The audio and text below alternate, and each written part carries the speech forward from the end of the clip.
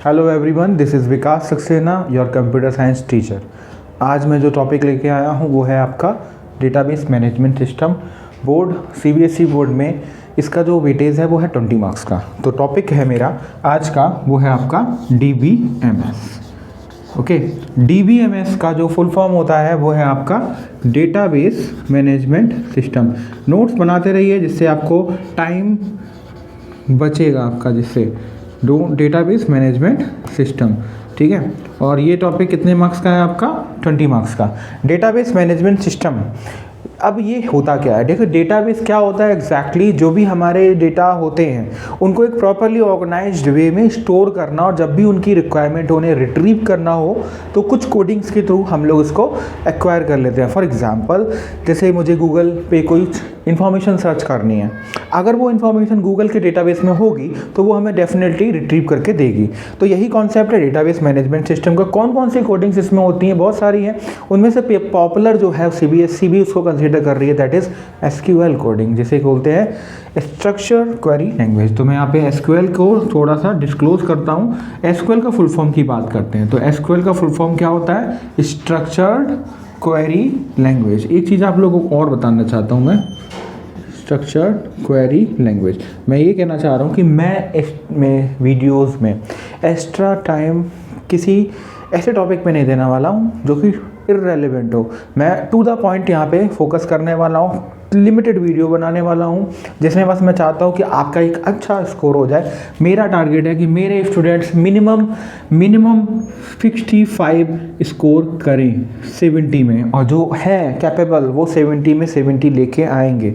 और मुझे यकीन है कुछ है ऐसे जो इससे प्लस लेने की कैपेसिटी रखते हैं अपने अंदर, बस उन्हें थोड़ा सा रिवीजन करना पड़ेगा। और एज अ सीएस को, जैसे वो ऑब्वियसली सीरियस हैं, तो थोड़ा सा एफर्ट देना पड़ेगा एक्स्ट्रा। इस बार बोर्ड के एग्ज़ाम में अक्सर क्या होता है कि बोर्ड में अच्छे टाइम पीरियड मिल जाता है दूसरे एग्ज़ाम के बीच में। इस बार भी अच्छा है, 10 डेज़ का एटलीस्ट मिला हुआ है डेट में, तो वो हमारा टाइम होगा इसको और मल्टीपल टाइम रिपीट करने का। SQL structure query language. अब ये होता क्या है? सुनो, इसका जो काम होता है, इसका जो यूज़ होता है, मैं इसको शॉर्ट में लिख देता हूँ। इसका यूज़ होता है कि it is developed to manage किसको करेगा? ये डेटाबेस को करेगा। तो इसका जो मेन मकसद है या काम है वो है इसका डेटाबेस को मैनेज करने का। डेटाबेस को मैनेज करने के लिए हमारे पास एसक्यूएल है, इसको फुल फॉर्म मैंने बता रखा है। अब बात करते हैं कि ये हमें हेल्प क्या कर देता है। जैसे ये हमें क्या क्या चीज़ें इनेबल करके देता है। इनेबल इन द सेंस ये हमें क्या क्या फैसिलिटी प्रोवाइड कर देता है। जैसे कि हमें डेटा को इंसर्ट कराने में हेल्प करता है, ठीक है, डेटा इंसर्ट कराने में हेल्प कर दिया, डेटा डिलीट करने में हेल्प कर दिया, मेरा डेटा मॉडिफाई या मैं अपडेट लिख देता हूँ यहाँ पे, डेटा अपडेट करने में। ऑब्वियसली ये डेटाबेस की ही बात कर रहे हैं, तो डेटा को इंसर्ट, डिलीट, अपडेट और अल्टीमेट जो चीज़ें होती हैं, अल्टरनेट चीज़ें और भी सारी होंगी, उनको हम लोग अभी ही डिस्कस करने वाले हैं। This is the video of theory. मैं प्रैक्टिकल अभी डिस्कस नहीं कर रहा हूँ। इस वीडियो में आप लोग वो क्वेश्चंस जानेंगे जो बोर्ड में आते हैं थ्योरी पोर्शंस में। फिर से रिपीट कर रहा हूँ, एक बार और सुन लीजिए। वो क्वेश्चंस जो डेटाबेस के थ्योरी वाले हैं वो इस वीडियो में कवर होंगे, जो कि प्राइमरी की हो सकती है या फिर और भी चीज़ें जो मैं डिस्कस करूँगा। लेकिन जो आप कोडिंग की एक्सपेक्टेशन रख रहे हैं इस वीडियो से, वो नहीं होगी, नेक्स्ट वीडियो में होगी। From there I will start coding of SQL. अभी इस वीडियोस में आप लोग बिल्कुल फोकस कर लीजिए कि ये एसक्यूएल के जितने भी थ्योरी पोर्शंस के क्वेश्चंस आते हैं वो इस वीडियो से होंगे। थ्योरी के लिए this video is enough for the board. Okay, enable अस करते हैं कौन कौन सा? इंसर्ट, डिलीट और अपडेट। अब वो कमांड देखिए, 2-3 चीज़ें यहाँ से क्लियर हो गई। अब बात करते हैं बहुत ही ज़्यादा इंपॉर्टेंट टॉपिक, और अक्सर ये 1 या 2 नंबर में आता ही आता है।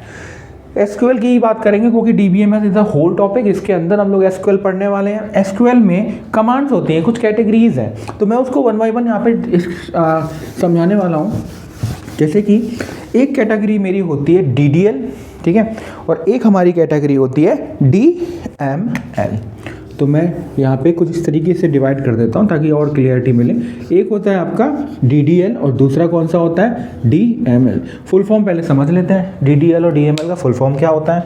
डीडीएल का फुल फॉर्म जो होता है वो होता है आपका डेटा डेफिनेशन लैंग्वेज, साथ में बोलने की कोशिश करिए तो यू विल थिंक दैट आप क्लास में ही हैं, otherwise choice is your.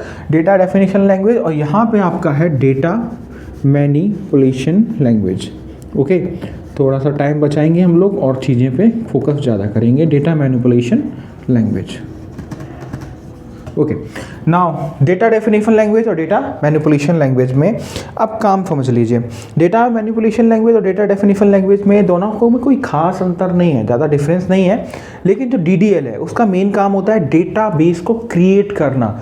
Obviously database होता क्या है, डेटाबेस में हमने जाना कि ये एक स्टोरेज है डेटास का, लेकिन वो डेटा जो है स्टोर कहाँ होता है, वो आपका टेबल की फॉर्मेट में स्टोर होता है। टेबल आप लोग समझ सकते हैं, जैसे कि अगर आप लोगों ने कभी बैलेंस शीट किसी भी मूवीज़ में, मैं मूवीज़ के एग्जांपल दे देता हूँ, मूवीज़ में कभी देखा होगा कोई मूवीज़ है जिसमें बैलेंस शीट पर काम हो रहा है, तो बैलेंस शीट में क्या होता है, नंबर ऑफ रोज़ होती हैं, एक्चुअली हॉरिजॉन्टल रोज़ होती हैं, and then is the column. तो row and combination of column it is called table. Row और कॉलम का कॉम्बिनेशन किसे बोलते हैं, टेबल, और टेबल का कॉम्बिनेशन क्या होता है, हमारा डेटाबेस। अब उन टेबल को क्रिएट कैसे करना होता है, मतलब टेबल में कौन कौन सा डेटा हमारा इंसर्ट होगा। जब कभी हमारी डिमांड हो जाती है कि सर हमें इस कॉलम में सिर्फ नंबर्स चाहिए, सर मुझे इस कॉलम में सिर्फ लेटर्स चाहिए, सर इस कॉलम में मुझे सिर्फ डेट चाहिए, तो ये डिसाइड कौन करता है, कौन सी कमांड है जो डिसाइड करती है, वो कमांड है आपकी DDL। DML का काम क्या है, सर इस टेबल में डेटा इंसर्ट कर दो, सर इस टेबल में डेटा अपडेट कर दो या फिर डिलीट कर दो। ये जो टर्म्स हैं वो आती है DML की। फिर से समझ लीजिए, DDL काम करता है डेटाबेस के स्ट्रक्चर को डिजाइन करने के लिए। DDL जो काम करता है डेटाबेस के स्ट्रक्चर को डिजाइन करने के लिए, और DML का काम क्या होता है, टेबल में जो डेटा है उसको ऑर्गेनाइज करने के लिए, जैसे कि उसको इंसर्ट कराना, डिलीट कराना या फिर अपडेट कराना। तो DDL में, डेटा डेफिनेशन लैंग्वेज में क्या होता है, मैं यहाँ पे शॉर्ट में लिख देता हूँ, ये काम करता है स्ट्रक्चर डिजाइनिंग में। Okay, structure designing of the data, structure design of data with, अब यहाँ पे मैं एक कंडीशन लिख दे रहा हूँ, विद कॉन्स्टेंट। कॉन्स्टेंट सर क्या होते हैं, कुछ याद आया कॉन्स्टेंट, कोशिश करिए, व्हाट इज कॉन्स्टेंट। कॉन्स्टेंट होते हैं जब हम SQL की क्वेरीज करेंगे, उसमें सपोज हमने एक कॉलम बनाया, उसमें एक स्टूडेंट टेबल बनाई, तो ऑब्वियसली एक स्टूडेंट नेम का कॉलम होगा। हमें अपने डेटा में सबसे इम्पॉर्टेंट स्टूडेंट नेम है, भले ही क्या होता है कि कुछ नाम रिपीट हो जाते हैं, लेकिन एक कंडीशन डाल देंगे हम लोग कि ये खाली नहीं होगा, मतलब ब्लैंक नहीं होगा, नल नहीं होगा। तो ऐसी कंडीशंस जहाँ पे हम लोग डालते हैं, कॉन्स्टेंट्स डालते हैं, जैसे कि आपका एक हो गया नॉट नल, मतलब वो कॉलम किसी भी कंडीशन में क्या होना नहीं चाहिए, ब्लैंक नहीं होना चाहिए। या फिर एक और कंडीशन, आपने एक स्टूडेंट टेबल बनाई, स्टूडेंट नेम बनाया, स्टूडेंट कॉन्टैक्ट नंबर बनाया, स्टूडेंट एज बनाया, एंड अदर कॉलम भी बनाया, प्लस वन कॉलम और बना लिया जिसमें आपने स्टूडेंट रोल नंबर भी बनाया।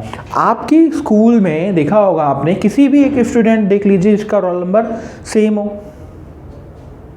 यस होता है। आपकी क्लास में आपका रोल नंबर अगर 10 है तो आपकी जूनियर क्लासेस में भी किसी का रोल नंबर 10 हो सकता है, तो डेटा कॉम्प्लेक्स हो सकता है। लेकिन अगर मैं बात करता हूँ स्टूडेंट की आधार कार्ड की, Aadhaar card is a unique ID code, जिसमें आपने देखा होगा पूरे स्कूल के सारे बच्चों का, या टीचर स्टाफ, फोर्थ स्टाफ, सभी को आप लोग कंक्लूड कर लीजिए, लेकिन उसका एक चीज़ डिफरेंट होगी, वो होगा उसका आधार कार्ड। तो ऐसे ही टेबल, जो स्ट्रॉन्ग हम लोग टेबल बनाते हैं, इसे वीक एंटिटी और स्ट्रॉन्ग एंटिटी बोला जाएगा, आगे समझाऊंगा।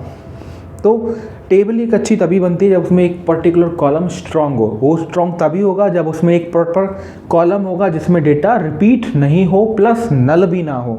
तो ऐसे कॉलम्स को हम लोग एक नाम दे देते हैं, प्राइमरी की का कॉलम।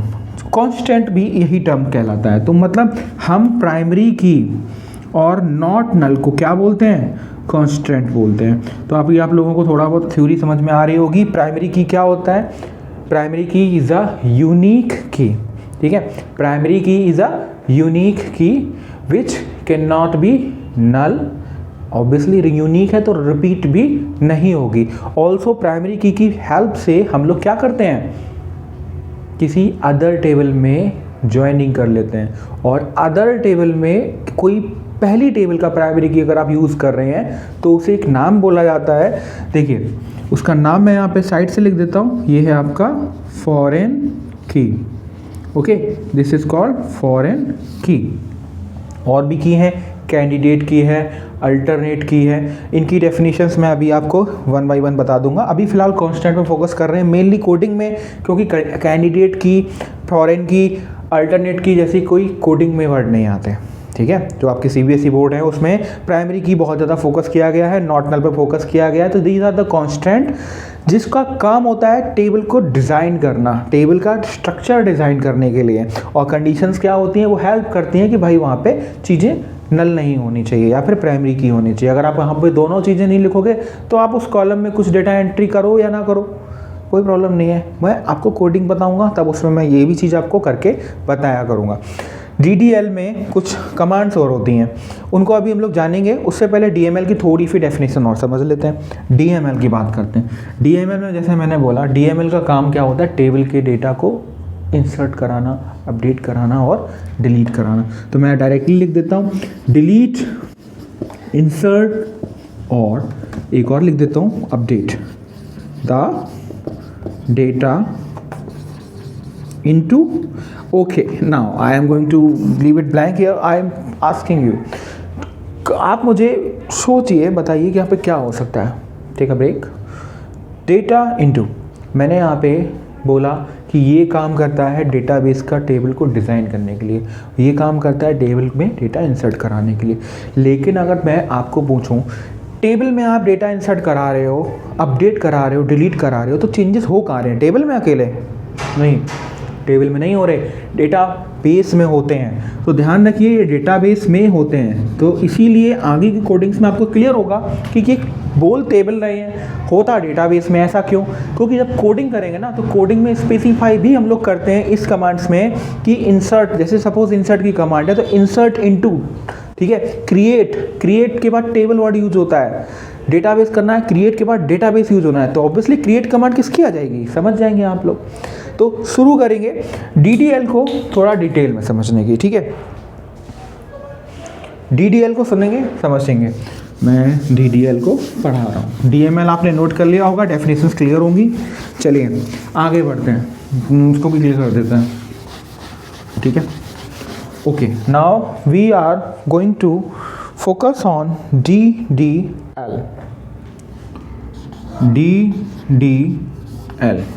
DDL की बात करते हैं तो DDL में हमें मेनली 3 कमांड हमारी बोर्ड्स में आती हैं, लेकिन कुछ 2 और कमांड है उनको फोकस करेंगे।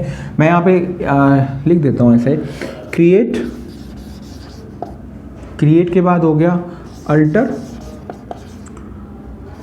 ड्रॉप, ये मेरी कमांड है जो बहुत ज़्यादा यूज होने वाली है, क्रिएट, अल्टर, ड्रॉप। एक और कमांड है, मैं लिख देता हूँ यहाँ पे ट्रंकेट के बाद आपका रीनेम। ओके, ये मैंने यहाँ पे इसके कुछ वर्ड्स लिख दिए, ये हो गया क्रिएट, ये हो गया अल्टर, ये हो गया ड्रॉप, ये हो गया ट्रंकेट और ये हो गया रीनेम। तो ये कमांड हम लोग सीखने वाले हैं। कौन कौन सी कमांड है ध्यान से देख लीजिए, यहाँ पे लिख लीजिए।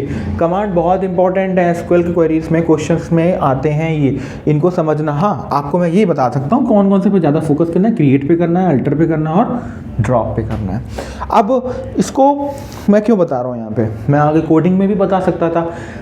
यकीन मानिए एक क्वेश्चन थ्योरी में ये आता है कि choose the DDL command from the following, कुछ दे देंगे वहाँ पे ऐसे वर्ड्स और आपको आइडेंटिफाई करना पड़ेगा कौन सी कमांड आती है। तो बिल्कुल इसको स्ट्रक्चर वे में, फॉर्मेट में बना लीजिए, अदरवाइज प्रॉब्लम होने वाली है।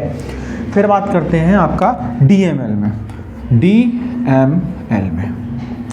DML का फुल फॉर्म अभी बताया था, डेटा मैनिपुलेशन, ठीक है, आप लोगों को पता होगा, data manipulation language. Okay, now DML की बात करते हैं। इसमें वो कमांड आती हैं जो कि ज़्यादा इंपॉर्टेंट है। क्रिएट, टेबल यूज करते हैं क्रिएट करने के लिए, डेटाबेस के लिए, अल्टर के लिए, ड्रॉप के लिए। लेकिन इसमें जो कमांड है वो अक्सर बोर्ड्स में पूछी जाती हैं। एक है आपका सिलेक्ट, ठीक है, इंसर्ट, अपडेट और इसका छोटा भाई डिलीट। मैंने क्यों बोला छोटा भाई, अभी समझ में आ जाएगा आपको। ड्रॉप का काम भी रिमूव करना, डिलीट का काम भी रिमूव करना। डिलीट पर्टिकुलर थिंग को डिलीट करेगी, ड्रॉप पूरा टेबल भी डिलीट कर सकती है, पूरा डेटाबेस भी डिलीट कर सकती है। समझ में आ गया। तो अभी हम लोग उसको जब कोडिंग करेंगे तो और डिटेल में पढ़ेंगे। अभी मैं थ्योरी पढ़ा रहा हूँ तो थ्योरी पे फोकस करिए, इनको नोट कर लीजिए, क्वेश्चंस आते हैं। अब कुछ थ्योरी पोर्शंस हैं जो कि कभी कभी बोर्ड में पूछे गए हैं, तो उनको फोकस करते हैं। फिलहाल यहाँ तक नोट कर लिया होगा, तो आगे बढ़ते हैं। अब हमारे पास SQL के बाद if you have laptop, so you have already know there is a software name MySQL, जिसमें आप लोगों को बुक्स में भी बताया गया है कि एक सॉफ्टवेयर है MySQL, जिसको आप लोग इंस्टॉल कर लीजिए। Then from there you can start coding of DBMS। तो बात करते हैं MySQL की।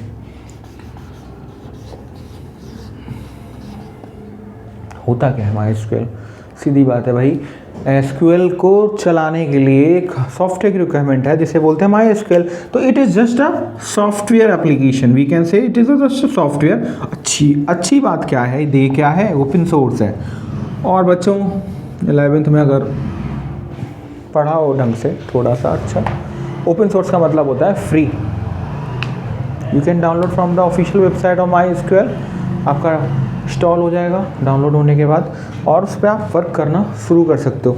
बात करते हैं MySQL का काम क्या है। MySQL जो है एग्जैक्टली ये आपका एक रिलेशनल डेटाबेस पे काम करने वाला सॉफ्टवेयर है।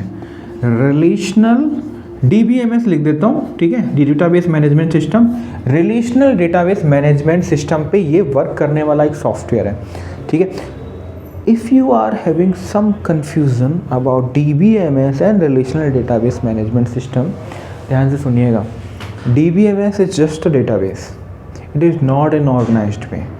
RDBMS, it is also a database, but it is an organized way. RDBMS में मल्टीपल टेबल्स हैं, प्रॉपरली ऑर्गेनाइज्ड हैं, उनको हम लोग कनेक्ट करके एक पर्टिकुलर टेबल क्रिएट या फिर डेटाबेस क्रिएट करके उसको यूज़ कर सकते हैं। तो ये आपका ऑर्गेनाइज्ड है। Most popular database software SQL क्या है, MySQL। मैं इसका साइंटिस्ट का नाम लिखने वाला हूँ। साइंटिस्ट का नाम इसलिए ज़रूरी नहीं है, लेकिन मैं आपको एक जस्ट थ्योरी पढ़ रहा हूँ, इंट्रोडक्शन क्लास है, इसके लिए मैं आपको यहाँ पे बता दे रहा हूँ। लेकिन यहाँ तक इम्पोर्टेंट था। अभी जो मैं बता रहा हूँ ये क्वेश्चन हो सकता है उनका मन करे तो पूछ लें कि भैया ये है कौन, किसने डेवलप किया था। तो भैया एक थे आपके डेविड, ठीक है, if I am not wrong, इनका नाम था एक्समार्क। ये आपके शायद स्वीडन से थे, ठीक है। मुझे यही नाम अभी दिमाग में आ रहा है तो मैंने यही बता दिया, क्योंकि मैंने आपको बोला I am not going to focus on the topic irrelevant that is not come to involve board.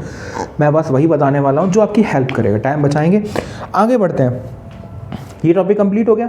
RDBMS क्या होता है? RDBMS is just a database but in in organized way.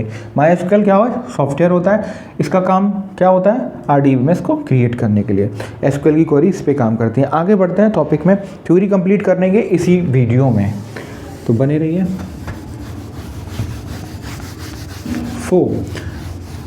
MySQL में बहुत सारी टर्म्स हैं। अभी मैंने एक टॉपिक बताया था कॉन्स्टेंट का, उसको भी क्लियर करेंगे। बिफोर दैट, एक कोडिंग में काम करने के लिए, चाहे वो पाइथन हो, चाहे वो C हो, चाहे वो जावा हो या फिर अदर लैंग्वेजेस हों, हमें डेटा टाइप के बारे में जानकारी होनी चाहिए। तो SQL में भी डेटा टाइप होते हैं।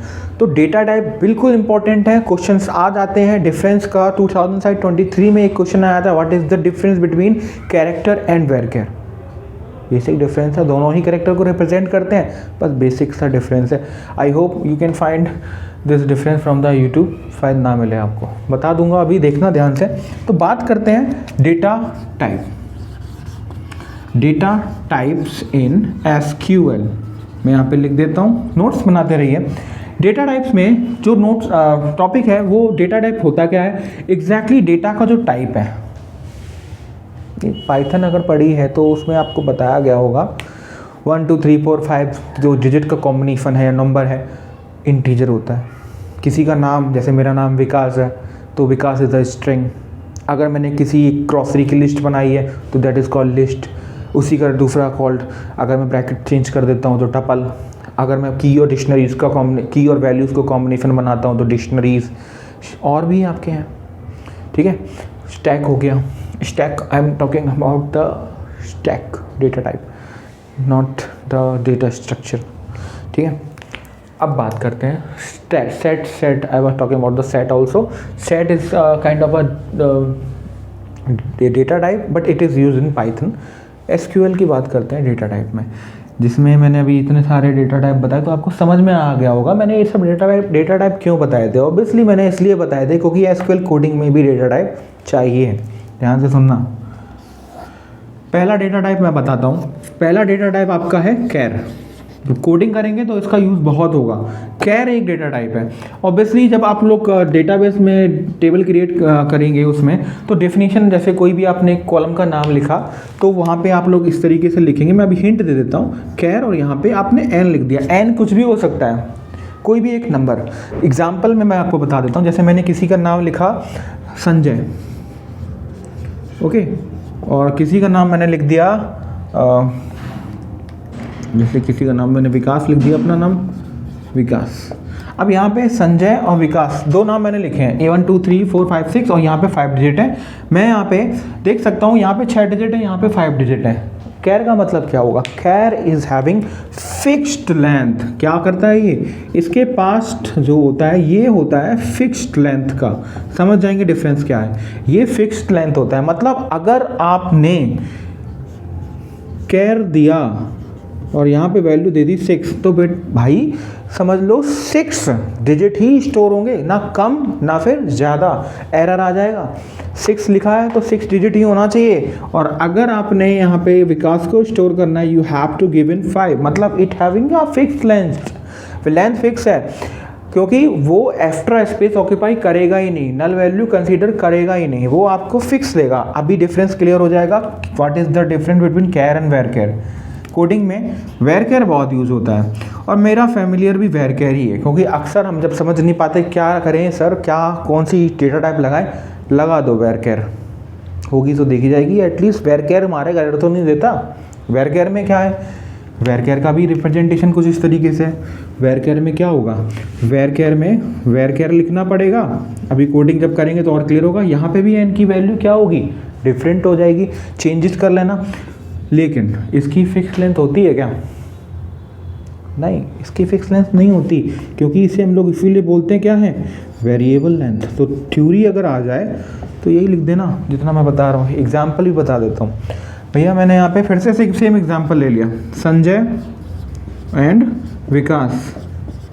मैंने बोला अगर यहाँ पे मैं 6 लूँगा तो शायद एरर आ जाए, लेकिन यहाँ पे कभी चांस ही नहीं है एरर आने का। मैंने क्या किया? मैंने यहाँ पे लिख दिया वेर कैर और यहाँ पे मैंने लिख दिया 15। मैंने स्पेस दे दिया 15 का। एंट्री कराई सिर्फ 6 डिजिट की, नो इशू, कोई प्रॉब्लम नहीं है, ठीक है। और कोडिंग जब हम लोग करेंगे तो एक चीज़ का ध्यान रखिएगा, कैरेक्टर और वेर कैर ही ऐसा डेटा टाइप है जिसमें हम लोग लिमिट को देते हैं। बाकी लिमिट को देने की रिक्वायरमेंट नहीं है, लेकिन अगर आप लिमिट नहीं देंगे तो एरर जनरेट कर देगा वो। You have to give the limit. Coding के टाइम पे हम समझेंगे जब लैपटॉप में मैं आपको शेयर करूँगा स्क्रीन को। इसमें भी मैं करता हूँ, जैसे मैंने वेर कैर लिख दिया, वेर कैर में मैंने यहाँ पे 15 यहाँ पे भी लिख दिया, तो there will be no error at all. So as you can take a screenshot of this, this is also a difference, this is also the concept. कैर हो गया, वेर कैर हो गया। अब हमारा नंबर आता है इंटीजर का, क्योंकि ये भी नंबर ही है, तो ये आपका क्या हो जाएगा? इंटीजर। भैया इंटीजर जो होता है वो आपका क्या होता है? वो एक नॉर्मल सा होल नंबर होता है। और होल नंबर अगर आप मैथ के स्टूडेंट रहे हैं तो आपको ज़्यादा क्लियर रहेगा। होल नंबर क्या होता है? नॉर्मल सा नंबर। मैंने लिख दिया 45, मैंने लिख दिया 5 9 7 1, suppose this considered as a integer. Now integer के बाद मेरा जो डेटा टाइप आता है वो आता है डेट का। डेट भी कोई ज़्यादा खास डेटा टाइप नहीं है, क्योंकि ये यूज़ हम लोग कम करते हैं। ऑब्वियसली डेटा थोड़ा सा कॉम्प्लिकेटेड हो जाता है डेट की वजह से। कैसे? क्योंकि समझ में आ जाएगा। अभी मैंने यहाँ लिख दिया डेट। डेट में फॉर्मेट होता है एक बाय डिफ़ॉल्ट यूनिवर्सल फॉर्मेट है, जो कि है वाई वाई वाई। ये होता है ईयर का, ये आपका किसका हो जाएगा? मंथ का। और ये किसका हो जाएगा? डेट का। एग्जाम्पल आज ही की डेट ले लेते हैं। जैसे मैंने आज की डेट ले ली 2025 जनवरी 25। ओके, ये मैंने डेट आपकी कंसीडर कर ली, जनवरी 2025 ये मैंने कंसीडर कर ली, वो काम कंप्लीट हो गया मेरा। अब इसके बाद एक और होता है, मैं कैरेक्टर को रिपीट हटा देता हूँ यहाँ पे, कैरेक्टर को हटाना पड़ेगा क्योंकि ज़्यादा बड़ा है नहीं आगे। फिर आपका आता है वर्कर इंटीजर, फ्लोट के बाद फ्लोट। ओके, फ्लोट क्या होता है? Float represent decimal, sorry points value. तो नॉर्मल सा ये आपका ओरिजिनल डेटा टाइप बोला जाता है इसको, तो डायरेक्टली मैं इसको ओरिजिनल डेटा टाइप में बोल सकता हूँ। जैसे मैंने आप लिख दिया 23.57, ये नॉर्मल सा फ्लोट लिखना पड़ेगा और आपका काम हो जाएगा। फ्लोट का हो गया। फ्लोट के बाद हाँ, फ्लोट के बाद आपका आता है डेसिमल। एक और बचा था, देखो मैं आपको क्लियर बता देता हूँ। इंपॉर्टेंट जो थे वो थे वेरकैर, इंटीजर और डेट। वेरकैर और इंटीजर बहुत आते हैं, डेट कम आती है, फ्लोट चांस 0 हो सकते हैं, एंड डेसिमल ये भी 0 में ही आता है। लेकिन हाँ, डेसिमल में कंडीशन देख लो, शायद कहीं आ गया तो पता होना चाहिए। डेसिमल अगर उन्होंने बोला डिसाइड कर लो। तो यहाँ पे देखो फ्लोट के लिए आप नॉर्मल सा यहाँ पे जैसे इंटीजर के लिए इंट लिखते थे ना हम लोग, लिखना भूल गया, यहाँ पे भी आप लोग फ्लोट लिख लेना, काम हो जाएगा आपका। लेकिन बात करते हैं डेसिमल की, तो डेसिमल में आप लोग जो है डेसिमल लिखेंगे, लेकिन प्लस में यहाँ पे डिजिट्स लिखना पड़ेगा। जैसे आपने 3 लिखा, 2 लिखा, अब मतलब क्या है इसका? 3 और 2 का मतलब बिल्कुल सेम ही है। मैंने यहाँ पे लिख दिया 65.23। तो देखो यहाँ पे ये है अच्छी बात कि आपने मैक्सिमम लिमिट दे दी, यहाँ तक होना चाहिए, इससे कम सॉरी उससे ज़्यादा नहीं होना चाहिए। मैंने यहाँ पे 3 डिजिट दी, तो ये 2 डिजिट में मेरा काम हो गया। यहाँ पे 2 दी तो 2 दे दिया, मतलब ये कोमा रिप्रेजेंट कर रहा है इस पॉइंट को। तो आप लोगों को अगर ऐसी वैल्यू देनी है in future, you can go for float also, but decimal एक कंडीशन अप्लाई कर देता है। इसे हम लोग फ्लोट को और एक और नाम से जानते हैं, this is called real number. Okay, real number. तो ये आपके हो गए डेटा टाइप। अब यहाँ तक शायद कॉन्सेप्ट क्लियर होगा। अब मैं कोशिश करूँगा थ्योरी का सारा पोर्शन इस वीडियो में ही कंप्लीट कर दूँ, थोड़ा सा डिटेल। 2 मिनट की वीडियो कंप्लीट रह गई, कंप्लीट कर देते हैं इसको। ये लिख लीजिए, स्क्रीनशॉट ले लीजिएगा। चलिए आगे बढ़ते हैं। डेटा टाइप के बाद जो थ्योरी में बचा हुआ पोर्शन है वो मैं दिखा देता हूँ आपको। डेटा टाइप के बाद आपका जो मैंने कॉन्स्टेंट बताए थे, थोड़ा सा डिटेल में उसको देख लो, क्वेश्चन से आ जाते हैं। कांस्टेंट में सबसे इम्पॉर्टेंट कांस्टेंट जो है वो मैं डिक्लेयर करने वाला हूँ, डिसाइड करने वाला हूँ समझाने के लिए, वो है आपका प्राइमरी की। क्या है ये? प्राइमरी की। प्राइमरी की क्या होती है भैया? सुन लो ध्यान से।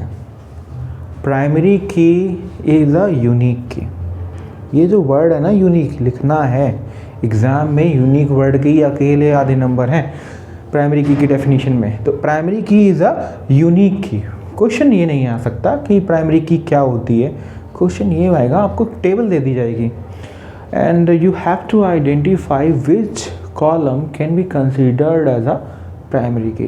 प्रॉब्लम क्या है कि हम लोगों को पता ही नहीं है कि सॉल्व कैसे करना है। भैया समझो, कॉलम में अगर आपको कोई पर्टिकुलर, जैसे मैंने आधार नंबर बोला था टेबल वाले स्टूडेंट वाले एग्जाम्पल में, याद आया हो तो आधार नंबर का जो कॉलम है वो मेरा प्राइमरी की हो गया। अब आंसर हमने क्या लिख दिया? उसने पूछा था which column considered as a primary key, justify your answer. ध्यान से देखना, ये लाइन लिखी होती है, जस्टिफाई योर आंसर। हम क्या करते हैं आंसर में? स्टूडेंट आधार कार्ड, फुर्सत नहीं, स्टूडेंट आधार कार्ड में आधा नंबर मिलेगा, आधा नंबर बच गया आपका, भूल गए आप कहाँ पे, गलती आपने कहाँ करी, आपने थोड़ी सी थ्योरी जो लिखनी थी, जो उसको चाहिए वो नहीं लिखी, वही तो देखना है। तो आपको वहाँ पे ये लिखना पड़ेगा, कोई भी पर्टिकुलर प्राइमरी की जिसका भी नाम आप डिसाइड करने वाले हैं, इट इज़ यूनिक की, या फिर आप उस रेफरेंस में क्या बोलेंगे? It is having unique data. क्या बोला? It is having unique data, that is why we have decided this column can be considered as primary key. Okay, तो it is unique key. So primary की में considered करना पड़ेगा भैया ये word unique, नहीं तो गड़बड़ होने वाली है। अब प्राइमरी की होती क्या है, किसी भी, जैसे मैंने आधार कार्ड बोला रिपीट नहीं होती, तो ऑब्वियसली नॉट रिपीट, इसका क्या फीचर हो जाएगा, रिपीट नहीं होगा। और अगर आपके स्कूल में एक कंपलसरी चीज़ करी गई और आपको बोला गया कि मान लीजिए स्कूल की स्ट्रेंथ है 2500, हर बच्चा अलग है, कोई एक इवेंट होता है सभी को प्रेजेंट हो जाए, कंपलसरी है, तो प्रेजेंट होते हैं, उनका एक आईडी होगा, स्टूडेंट आईडी, राइट। तो उनकी आईडी जनरेट होगी, कोई इवेंट है तो उनकी आईडी जनरेट होती हैं, तो सभी को यूनिक आईडी मिल गई, रिपीट भी नहीं हुआ और ब्लैंक भी नहीं हुआ। तो इसकी एक और कंडीशन होती है कि यूनिक भी है, ऑब्वियसली नॉट रिपीट होगी, दोनों कॉम्बिनेशन एक ही हो जाते हैं। नॉट नल, तो इसका एक ये फीचर भी है नॉट नल, ठीक है। ये हो गया हमारा प्राइमरी की का कॉन्सेप्ट। प्राइमरी की किसी एक टेबल में, मैं जब थ्योरी कंप्लीट हो जाएगी, प्रैक्टिकल हो जाएगा, प्रैक्टिकल कराऊंगा, उसमें और बना के दिखाऊंगा प्राइमरी की बनती कैसी है। बनाना डिफ़िकल्ट नहीं है, जस्ट एक कॉलम के बाद उसका डेटा टाइप के बाद प्राइमरी की वर्ड लिख दो, प्राइमरी की बन जाएगी, कोई डिफ़िकल्ट टास्क नहीं है।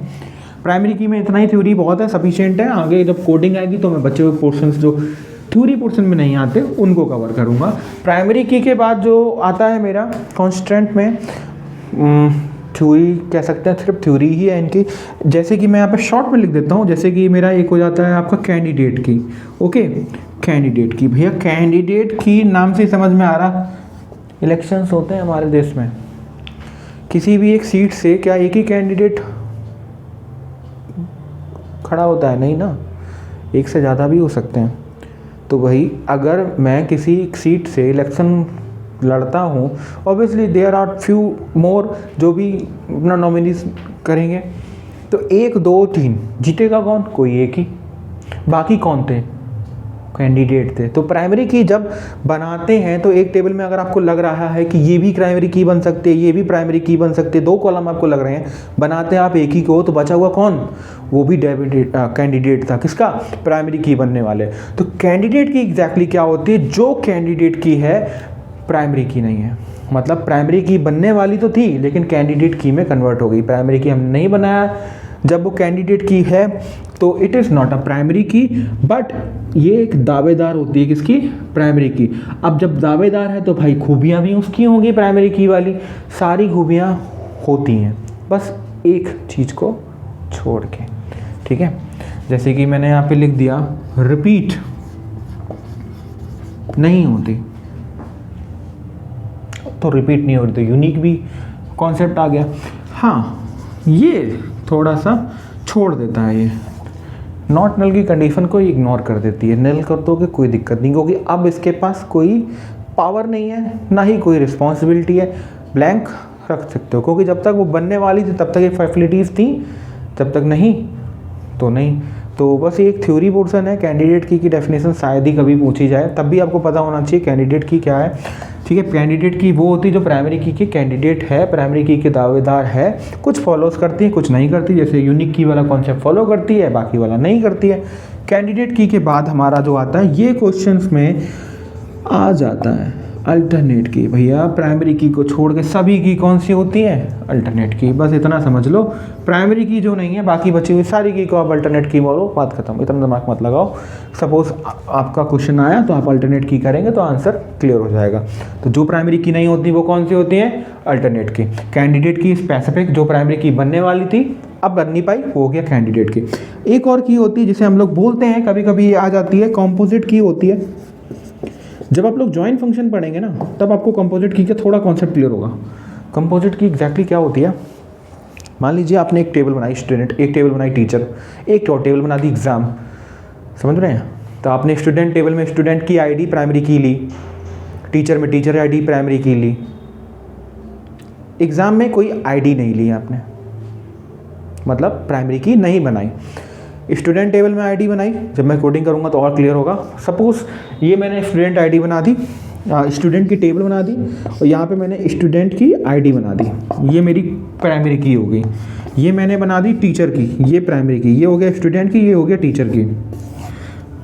अभी टेबल नहीं बना रहा हूँ, बस समझा रहा हूँ। ये हो गया कॉलम, ये वाला प्राइमरी की का, और इन दोनों को मिक्स करके आपने एक और बना लिया जिसका नाम था एग्ज़ाम। यहाँ पे आपने स्टूडेंट वाला डेटा रखा और यहाँ पे आपने टीचर वाला डेटा रखा, लेकिन बाकी कॉलम नॉर्मल रखे, आपने कोई प्राइमरी की बनाई नहीं है। तब भी आपको इसको वर्क कराना है, आपको ये वीक सेट नहीं बनाना इंपॉर्टेंट है स्ट्रॉन्ग बनाने के लिए। तब क्या करेंगे, इसकी आईडी की, इसकी आईडी की यहाँ जाएंगी तो अभी बताने वाला टॉपिक वो है फॉरेन की। अगर ये यहाँ यूज होनी तो फॉरेन की होगी, बताऊंगा आगे। इन दोनों को कॉम्बिनेशन, अगर आप कॉम्बिनेशन लेंगे दो प्राइमरी की का या कोई पर्टिकुलर दो कॉलम का, उसे हम लोग क्या बोलते हैं, कॉम्पोजिट की। कोई पर्टिकुलर दो प्राइमरी की या तो एक पर्टिकुलर दो कॉलम हम कंसीडर करेंगे कॉम्पोजिट की। अब वो टॉपिक जो मैं अभी बोलने वाला था that is called foreign key. Foreign key nothing is just a primary key that used in another table. Okay, मतलब अगर मैं किसी टेबल में प्राइमरी की क्लियर करता हूँ, मैं आपको एक टेबल बना देता हूँ, थोड़ा सा कॉन्सेप्ट क्लियर हो जाएगा आपको। मान लीजिए मैंने यहाँ पे एक टेबल बनाई जिसका नाम था स्टूडेंट। मैंने यहाँ पे 3 कॉलम बनाए, सिंपल सा। एक मैंने बनाया स्टूडेंट आईडी, एक मैंने बनाया स्टूडेंट नेम, और एक मैंने बना दिया स्टूडेंट एज। ये मैंने कॉलम बनाया और मैंने यहाँ पे 3 रो बनाई। अभी 3 रो बना दी, ठीक है। ओके, मैं 4 बना देता हूँ। ओके, अभी इसी के साथ मैं एक कॉन्सेप्ट भी जोड़ दूंगा, थोड़ा टाइम भी बच जाएगा हमारा, ठीक है। स्टूडेंट आईडी, ये टेबल का नाम हो गया। मैंने यहाँ पे स्टूडेंट आईडी ले ली 1001, 1002, 1003, 1004। एज यू कैन सी कोई भी रिपीट नहीं हो रहा, ब्लैंक भी नहीं है। स्टूडेंट नेम की बात कर देते हैं। जैसे मैंने कोई नाम ले लिया, क्या नाम लूँ, चलो किसी का नाम ले लेता हूँ। जैसे किसी का ले लिया मिकी, माइक, मिज़ो लिख दिया, और एक और ले लेते हैं आयु, ठीक है। ये मैंने 4 नाम ले रखे हैं, उनका आईडी ले रखा है और एज कर लेते हैं। सपोज की एज 13, इसकी 12, इसकी 13 और इसकी 12। सपोज ये मेरा डेटा है, मैं प्राइमरी की बनाने वाला हूँ। प्राइमरी की बनाने के लिए मुझे एक टेबल में कंसीडर दिमाग में रखना पड़ेगा which column is having a unique value and not repeating also. तो for that, for us we have a column name that is called student ID, and here we are having the answer. This is called our primary key. तो समझ पा रहे होंगे, primary की हम लोग उस कॉलम को डिसाइड करते हैं जिसमें यूनिक आइडेंटिटी है। लेकिन मेरा कॉन्सेप्ट था फॉरेन की का समझने का। तो फॉरेन की क्या होती है एग्जैक्टली वो समझेंगे अभी। फॉरेन की क्या होती है वो समझेंगे। फॉरेन की भी मैंने बोला प्राइमरी की ही होती है, लेकिन किसी अदर टेबल में यूज़ हो रही है। मैंने एक टेबल बना दी जिसका नाम मैंने रख दिया एग्ज़ाम। एग्ज़ाम में भी मैंने 3 कॉलम बनाए, और मैंने यहाँ पे एक डेटा लिखा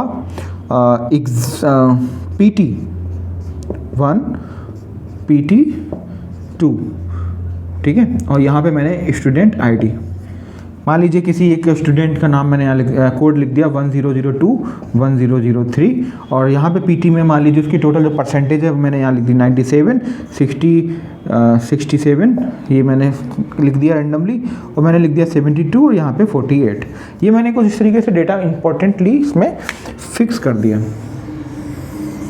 ठीक है। ये मैंने यहाँ पे बना लिया। आप लोगों को एक चीज़ देखने को मिल रही होगी, ये जो कॉलम है दिख रहा है student ID and student ID, ये कॉलम यहाँ पे यूज़ हो रहा है। हाँ, मैं नहीं कह रहा कि पूरा यूज़ हो रहा है, लेकिन कुछ कंटेंट यूज़ हो रहा है। तो ऐसी टाइप्स के कॉलम्स एक जगह प्राइमरी की है तो दूसरी जगह कौन क्या हो जाएंगे, फॉरेन के। क्लियर है। एक टेबल की प्राइमरी की किसी अदर टेबल में यूज़ हो रही है तो कॉल क्या कहते हैं हम लोग उसको, फॉरेन की। आई बिलीव यहाँ तक का कॉन्सेप्ट क्लियर होगा। थोड़ा सा आगे बढ़े, चलिए आगे बढ़ते हैं। अब थ्योरी में जो कुछ क्वेश्चंस हैं, एक मैं हिंट दे देता हूँ, डिग्री और कार्डिनैलिटी। बताने को तो मैं अभी बता सकता हूँ, लेकिन ये मैं कोडिंग के टाइम बताऊँगा, टेबल में तो ज़्यादा अच्छा रहेगा। तभी आपके लिए क्वेश्चन है, इस टेबल में कितनी डिग्री हैं और कितनी कार्डिनैलिटी, ये आप लोग अगली वीडियो में तैयार करके आना। कितनी डिग्री हैं और कितनी कार्डिनैलिटी, 1 नंबर का क्वेश्चन ये आएगा बोर्ड में। आई एम नॉट शेइंग की इसी टेबल से आएगा, लेकिन कुछ भी वो दे देंगे कि नंबर ऑफ, अच्छा हेल्प कर देता हूँ थोड़ी सी, रोज़ और कॉलम का कॉन्सेप्ट है। ये रो होती है या ये रो, ये आप मुझे बताना। अगर किसी को कुछ डाउट होता है तो आप मुझसे पूछ सकते हो। टेलीग्राम का जो लिंक है वो मैंने वीडियो के डिस्क्रिप्शन में दे रखा है। If you like this video, do like. Thank you.